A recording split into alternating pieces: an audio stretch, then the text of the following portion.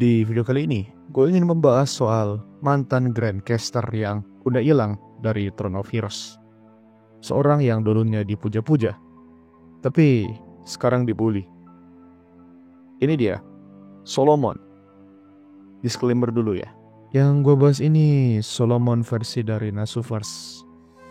Jadi ini bukan versi keagamaan tertentu ya. Jadi mungkin di sini bakalan ada cerita yang berbeda dari yang kalian tahu dari keagamaan tertentu, ya harap dimaklumi lah. Solomon adalah mantan Grandcaster yang menjadi fokus utama cerita FGO pada bagian awal. Kalau kalian belum main gamenya atau belum nonton animenya, kalian bisa skip aja kalau nggak mau kena spoiler. Solomon adalah raja ketiga dari Israel dan dikenal sebagai Raja Magecraft karena keahliannya dalam menggunakan Magecraft. Pada awal masa pemerintahannya, dia mendapatkan sebuah mimpi di mana Tuhan menampakkan dirinya dan bertanya apa yang dia inginkan. Solomon menjawab bahwa dia menginginkan kebijaksanaan. Saat terbangun, dia mendapati 10 cincin yang dapat mengendalikan semua Magecraft yang ada. Ini juga dapat digunakan untuk mengendalikan malaikat dan iblis. Di saat akhir hidupnya, dia mengembalikan 9 cincin kepada Tuhan, dan satunya lagi tetap dia pegang. Dan kemudian cincin itu ditemukan oleh pendiri Chaldea, Amisburi Animusphere, yang kemudian memanggil Solomon menggunakan cincin itu pada Holy Grail War di timeline FGO. Solomon dikenal dapat mengendalikan 72 dewa iblis, yang kemudian dikenal sebagai Lemegeton atau Ars Goetia, yang merupakan buku terlarang yang berisi 72 iblis dan cara untuk mengendalikan mereka. Solomon juga menciptakan Magecraft yang dapat dipakai oleh orang biasa, di mana pada awalnya Magecraft tidak bisa sembarang dipakai oleh orang dan hanya bisa dipakai oleh manusia yang dipilih oleh para dewa. Inilah yang membuat namanya semakin dipuja sebagai raja yang bijak dan Raja Magecraft tentunya. Bahkan sampai pada zaman modern saat ini.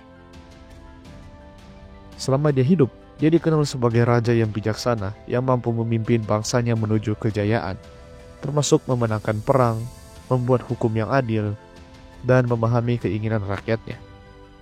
Berbeda dengan versi yang kita ketahui melalui cerita dalam kitab suci agama-agama Samawi, Solomon kehilangan sisi kemanusiaannya dan menjadi orang yang sesempurna itu. Hal ini dikarenakan Solomon telah ditetapkan oleh Tuhan untuk menjadi Raja Israel, di mana emosi manusia akan menghalangi dia dalam mengambil keputusan yang logis. Gue membayangkan Solomon ini ketika memimpin dulu seperti sosok yang sangat ideal lah. Bisa membuat keputusan yang rasional, kuat, jenius, bijaksana, dan bahkan sangat dicintai rakyatnya. Ini mah fiksi banget ya. Kalau di Indonesia itu kan Solomon punya 2 murid yang diketahui, yaitu Disisan, salah satu pendiri Clock Tower, dan Kisur Zelrek Swenor, ini sampai sekarang gue masih nggak bisa baca namanya dengan benar nih. Ya, sebut saja Zelrek lah. Sang pemegang Second Magic. Keduanya adalah orang yang hebat dan telah hidup setidaknya dari Age of Gods dan telah menyaksikan sendiri Magecraft dari sang Raja Magecraft itu sendiri. Era Solomon pada saat itu masih termasuk pada Age of Gods. Namun kematiannya mempercepat kehancuran Age of Gods 500 tahun sebelum era Raja Arthur. Solomon terpanggil ke dalam Holy Grail War di Fuyuki di timeline FGO dan berhasil memenangkannya bersama Amisburi. Permohonannya saat itu adalah untuk berinkarnasi menjadi manusia, dan permintaannya terkabulkan. Sementara Amisburi menginginkan uang untuk membangun Chaldea yang dikenal saat ini. Solomon kemudian berinkarnasi menjadi Dr. Roman Arkamat, yang kita kenal sebagai salah satu anggota Chaldea. Dia kemudian mendapatkan kembali kemanusiaannya setelah menjadi Roman dan hidup menjadi orang yang berbeda dengan masa lalunya. Dia lebih suka ngomong dan menjadi karakter support yang cerewet. Apalagi ketika Ritsuka dan Mesh lagi menjalankan misi. Dia sering memberikan arahan dan analisis terhadap banyak situasi. Ya berguna banget lah.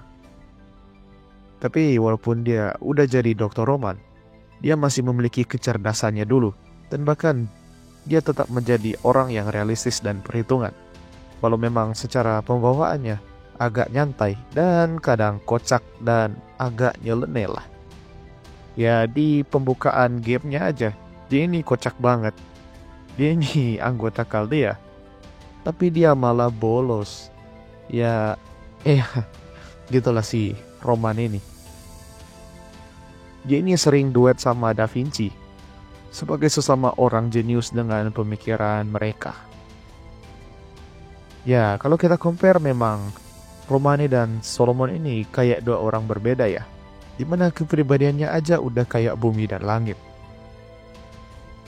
Romani juga orang yang menciptakan Mesh dan menanamkan heroic spirit Galahad dalam dirinya. Dia awalnya menjabat sebagai kepala departemen pengobatan.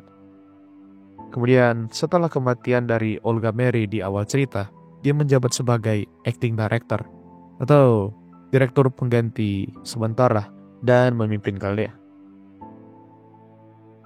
Romani kemudian mendapatkan penglihatan tentang tubuhnya yang dipakai oleh Goetia yang menjadi last boss di part pertama FGO, di mana Goetia memiliki 9 cincin Solomon lainnya. Di perjalanan selama menjalani Singularity, kalau nggak salah di Singularity London, Romani berspekulasi bahwa orang yang ngaku-ngaku sebagai Solomon ini adalah orang yang palsu. Ini bukan sekedar hipotesa, tapi memang palsu. Karena Solomon yang asli itu kan si Romani itu sendiri. Romani kemudian menggunakan Ars Nova untuk menghapus namanya dari Throne of Heroes, yang membuat eksistensi dari Solomon menghilang dan tidak bisa dipanggil lagi. Posisinya sebagai Grandcaster kemudian diisi oleh Merlin sebagai salah satu kandidat yang paling mendekati menjadi Grandcaster. Ya, jadi Roman ini udah nggak ada lah di cerita utamanya FGO ya. Ya gimana ya. Menurut gue sih ini keputusan yang sangat berani ya dalam membunuh si Romani ini. Karena Romani ini juga karakter yang lumayan lovable lah menurut gue. Dan ya walaupun sering dibully ya, ada banyak meme-memnya. Ya Servan gak suka sama dia. Tapi ya Romani ini overall orang yang fun lah dan juga sangat membantu. Kesimpulannya, Solomon adalah sosok pemimpin yang sempurna dan dicintai rakyatnya. Dia bahkan sangat berpengaruh pada perkembangan Magecraft. Dia menjadi fondasi umat manusia dan bahkan kematiannya mempercepat berakhirnya Age of Gods. Namun di sisi lain, Romani Arkaman merupakan Solomon juga. Adalah orang yang kocak, namun jenius yang sangat dicintai player FGO. Rasanya seperti membahas dua orang yang berbeda, tapi keduanya sejatinya adalah Solomon, sang mantan Grandcaster. Sosok yang dituduh sebagai penjahat pada bagian awal FGO. Dan pada akhirnya dia mengorbankan dirinya untuk mengalahkan dirinya sendiri. Ya, bagaimana menurut kalian?